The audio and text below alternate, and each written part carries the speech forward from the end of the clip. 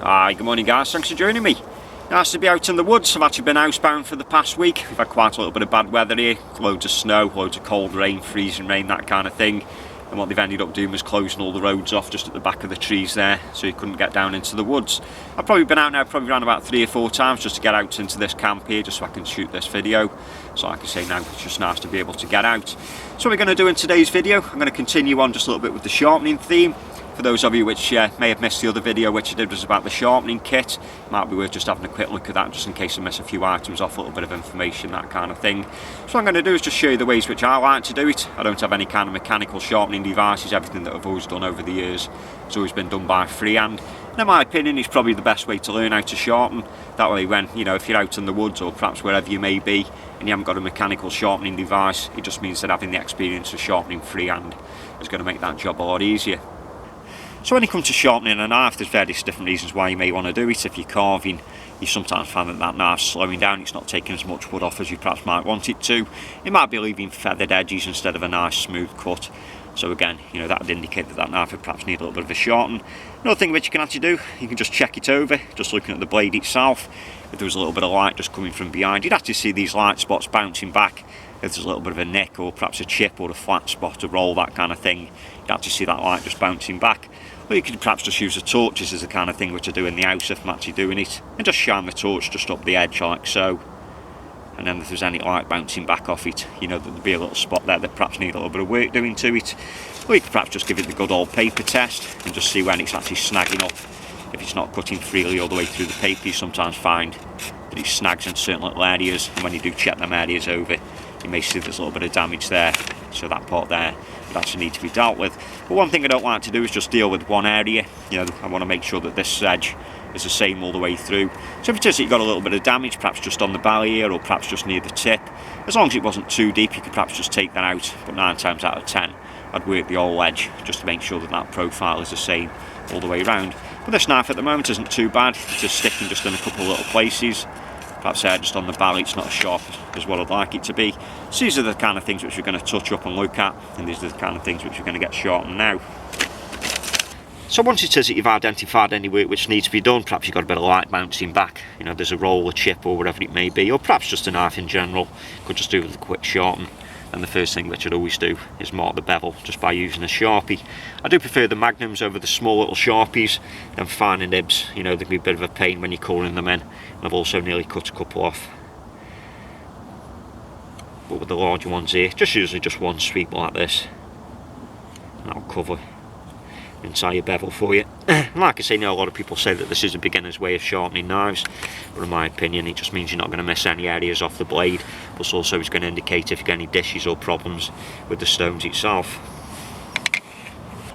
For those of you which may have missed the other video, one thing which I always do carry with me is a little field sharpening kit, and inside this kit here I have got a little diamond plate, 1000 on one side and a 180 on the other. So prior to actually using this on these Japanese water stones, if there was any kind of damage on the edge, then I'd probably just use the 180, the 1000 before using the Japanese water stones and working it that way. But it's nice just to have these bigger stones when you're in the house, just makes the jobs a lot easier, a lot faster. And if it is that you use the field sharpening kit and perhaps you weren't quite happy with the edge when you got back in, it just means then you can touch it up and just get your knife exactly how it is that you want it. So these stones here, these have been soaking now for around about 20 minutes. What they do say with them is don't leave them in soak, we'll keep them in soak. So once I've used them, I just swill them out, clean them out, and then just leave them on the side to dry overnight, and then you can just put them away. Unlike using stones with oils, these dry out really, really quickly, and also they're always clean. So when it comes to using the water stone, or pretty much any stone, whether it's a silicon carbide stone, that kind of thing that you've got, there's various different ways of how you actually use it. Some people like to take the knife backwards and forwards on the stone. Some people like to just take the knife in one single direction. My personal opinion when it comes to that, it all depends really on how much material I need to get rid of. It depends if it's the last few strokes, that kind of thing. It all comes with experience. But like I say, one of the reasons why a lot of people say that mortars are easy to sharpen is the fact that they are Scandinavian ground. So that makes it a lot easier then just to find that angle on the stone when it comes to make them initial first passes. So what I like to do is just place the knife on the stone and just make sure it's flat like so. And then if you get your finger, you can actually just tilt it and just get that edge just so it rolls forward. And as soon as that water just starts to squirt out from just under the edge there, you know that angle's correct. We can just push it forward, just making that initial pass there, and just see what it's taken off. And as you can see there, we've actually removed quite a bit of that black just on that initial pass. And just whilst I'm using the bushcraft black, if it is that you want to keep that edge black, you know, all the way through, you know, one thing which I did notice when I first brought it, you got a little bit of a micro bevel on there. So if you're going to be sharpening the knife in this fashion, you will remove all that black coating just off the bevel itself. So once you're saying you're happy with that angle, we can either just do single strokes like this. And the idea behind it is, a lot of people find that this back edge here is always easy to sharpen, but when it actually comes to the belly section, it tends to be just a little bit more difficult. The idea behind it is that knife's coming forward, that you actually kick up this hand here and make sure there that we're touching all that edge. And as you can see there now, we're starting to remove a little bit more of that ink. But my preferred way of doing it is just a little bit faster, just actually just finding your angle like so, and just going backwards and forwards.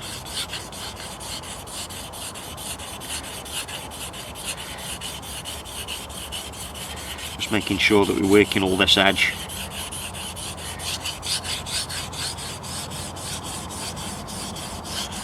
Like I was saying, the belly always seems to be the most difficult part, so just paying attention to that. And when I start working my way around, if you notice this right hand here, this hand here, it starts to lift up, just so that we can start working just that tip. And then after a few minutes, once you're happy there,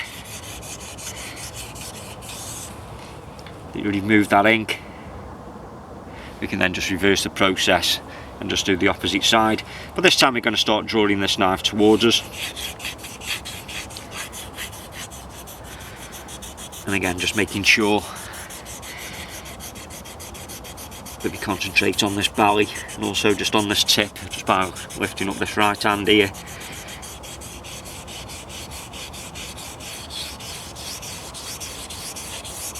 And the beauty about Japanese waterstones is the fact, like I mentioned in the last video, is that they are a soft stone, so every time that you pass it over, it exposes new material, so you know it is a lot quicker at cutting, I find, than some of them cheaper silicone stones.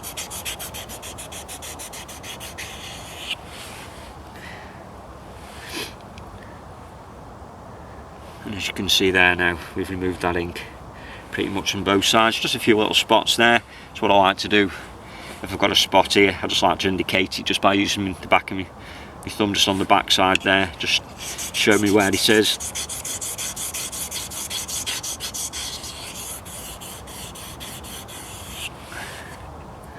Until eventually it's all come off. And then the next thing which I'm going to do, just check for a burr, just in case you've gone over one side perhaps more than the other. And then that feels fine, that does. So what I'm going to do now is just pop this back into the water, just create just a little bit of a slurry just on this other side just by using an Agura stone, and then we can just make a start just by polishing this edge now, removing all these scratch marks from the last grip which we just used. Then the idea behind it is just to polish these out, polish them out and keep polishing them out. And if you wanted to, you can get that edge just like a mirror finish, and hopefully then it's going to be razor sharp for us. For those of you which may use Japanese water stones and you've not come across one of these Agura stones before, these again are very, very cheap. You can pay around about £5 or £6 for these. And the idea behind it is it's creating now a slurry just on top of the stone for us. This is going to polish this knife, and like I say, just get this edge just a lot more sharper for us. So every now and again just keep dipping it in the water there. And that should do us.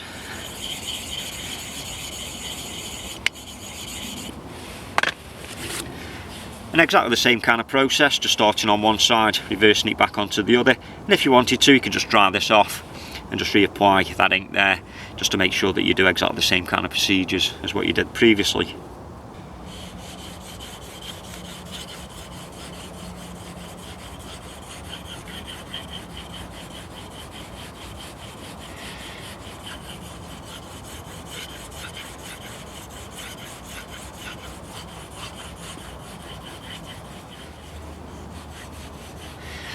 And as you can see there, this black which is coming off now is obviously that marker, and also some of the steel which is coming off. Just doing exactly the same kind of process, just making sure that we concentrate on that belly and on that tip, and then just working our way back down. Like I say, you always tend to find that this straight section here is always the easiest part to sharpen.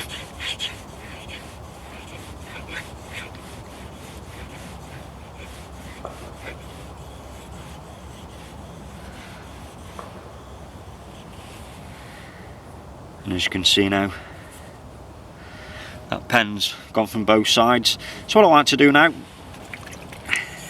just create just a little bit more of a slurry on there, and then we're just going to pass it down. Just half a dozen strokes on one side.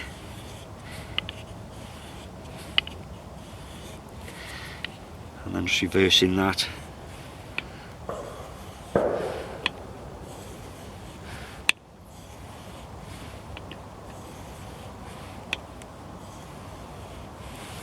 Just like so. And if it is you want to do a little bit of carving or whatever it may be, a lot of people then will just concentrate just on this back third here just a little bit more.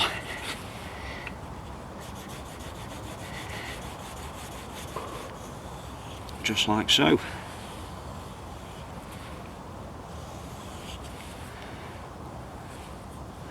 So that now doesn't look too bad. There's no pen left on it. There's no light spots flashing back at me. So the next process for that would just be dry it off and just put it on a strop and just get the edge just how it is that you want it. These Japanese waterstones, by the way, this one's made by King. You can pick these up for around about £25. Not sure what make the other one was. Again, I've actually seen these on Amazon, eBay, around about £20–25 again. But I will leave all the links in the description box where you can actually get this stuff from. Like I say, you know, just make the job a lot more easier. That knife now is quite sharp. So like I say, the next process is to get this on the strop, just polish out these scratches even more if you wanted to, and just get that edge just wickedly sharp.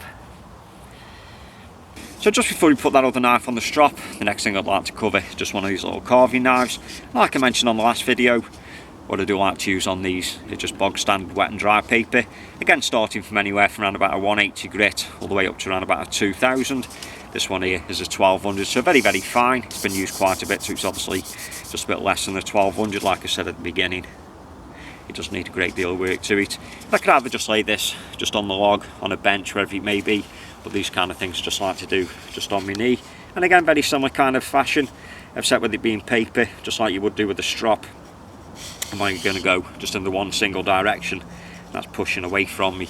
So the critical thing again is finding this angle just by laying that knife just on top of the paper and then just canting it down just until you feel that angle there just touch. And then again, that's the beauty about using Scandinavian ground knives, that angle is very easy to find. And I'm just going to go away from us.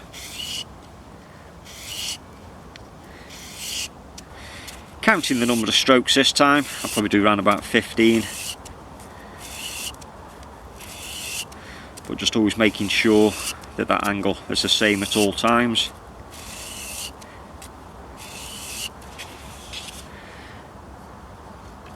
And as you can see there, that's pretty much most of that pen gone.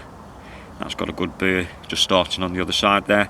So if I wanted to, I could just concentrate mainly on the burr, just removing it from the other side. But I'm just going to concentrate just a little bit more just on that tip there. With these carving knives, we do use the tip of the knife quite a bit. And just making sure now that all that pen's gone. And just one other thing, just whilst I've got the stone here, or whilst I've got the paper here, just make sure when you do it that you don't take it off and over the edge, because that's one of the things there that scuffs all the knife, you know, and starts making that steel look untidy. So we're just going to start now just on the opposite side. Again, just doing around about 15 strokes, just making sure that that angle is the same at all times.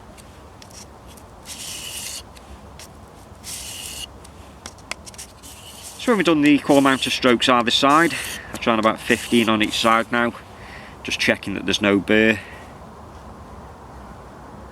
And that that burr's been evened out. If I wanted to, I could just go from a 1200 perhaps to a 1600. What I'm going to do with this is just strop it, and the strop's around about an 8000 grit. It's just going to be certainly a lot finer than any stone that I can put it on. That's going to get rid of these scratch marks, just tidy things up for us. And like I say, that strop is just going to really make this edge razor sharp. And if you wanted to, like just on the other knife, we just give it just a couple more passes, just concentrating on the areas which you're going to use the most, like the tip, and then just down on this back section. Again, you know, and it can't stress it enough, just making sure that these angles are the same each side. You know, the last thing you want to do is look down just on the top of your knife and find that the grind is something like that, as opposed to being, you know, perfectly symmetrical.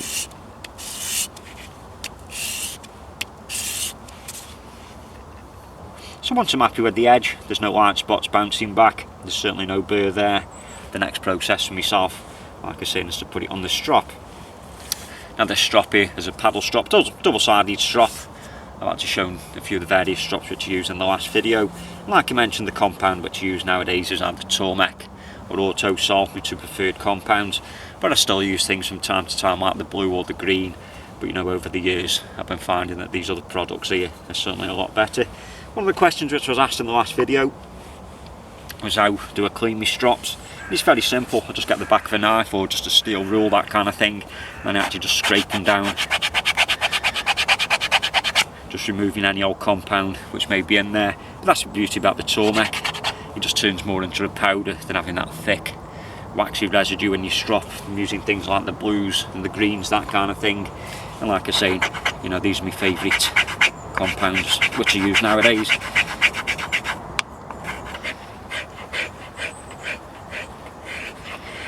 And as you can see there, that's just the old compound.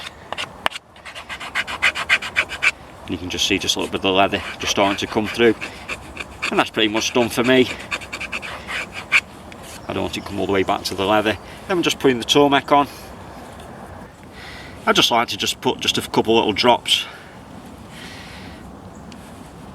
just on the leather like so, and then just using the finger, just smear it over, trying to cover the entire piece of leather itself. And then once you've actually done that, you can just leave it for a moment or two just to start to dry, and it just feels a little bit more gritty then.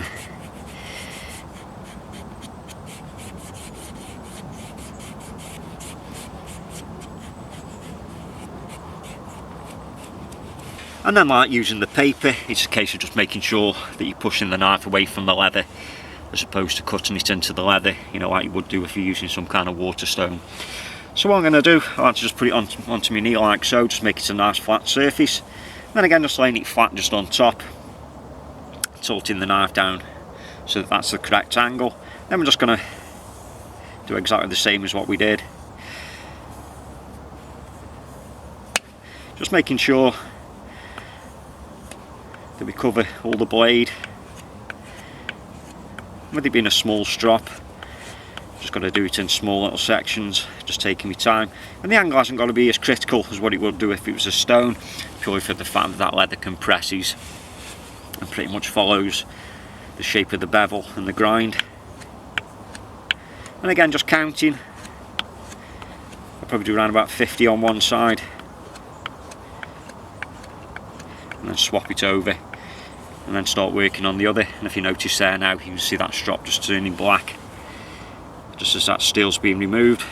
So just turning it over and doing the same just on the other side, finding that angle.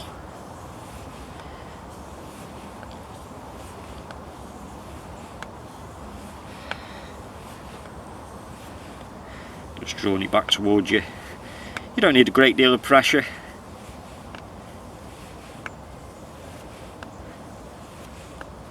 Then once you've done around about 50 on each side, I just do alternative strokes, just work my way just up and down the strop, just covering the entire length of the blade. Like I mentioned in the last video, when it comes to belt knives, I do prefer that longer strop. You can actually just get the knife done just in one sweep instead of just doing it in small little sections like this. But again, you know, having a strop like this is certainly better than having nothing.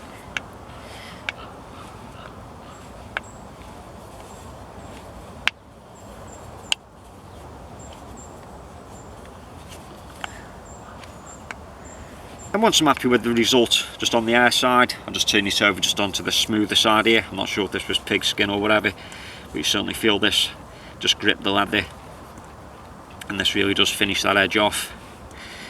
I have seen where people put compound on this side. I've never been 100% sure myself if you're supposed to or not, but I'm certainly happy with the result just by using it just on this smooth piece of leather without any compound on it.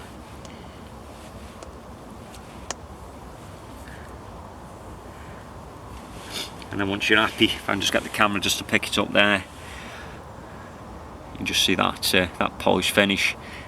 Most of them scratch marks are gone, but like I say, the beauty about this is something that you can do, just play about with it, just 10 minutes here and there, and just get that edge just how it is that you want it.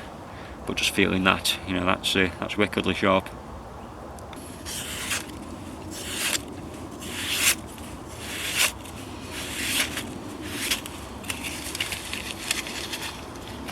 And then the final job is just put a little coating of oil just on the steel. That way then obviously going to protect it. But before I do that, I'm just going to clean off any bit of residue from the stones. Just make sure that the knife is nice and dry. Just do that on both of them. And then the oil which I use is this ballistol. Just a case of just painting it on just a little bit. And then I get a rag and just make sure that's got a nice film of oil coat in it. And that one can be put away.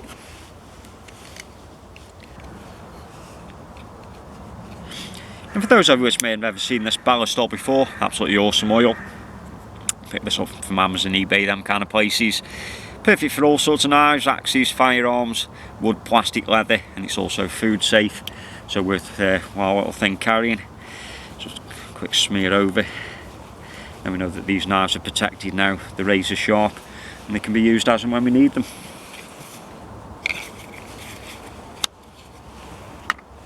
So there we have it guys, just about basic knife sharpening. Like I said at the beginning, I don't have any kind of machinery for this kind of thing. All the knives which I've sharpened has always been done by freehand. So if that's helped a few of you out there that have asked the question. I did want to do a little bit about axe sharpening, but unfortunately I don't think this batch is going to last, so that'll probably be another video for another day. So like always guys, I'd just leave to say thanks a lot for you stopping by and watching the video like always. Until next time, you take care, and I'll see you again.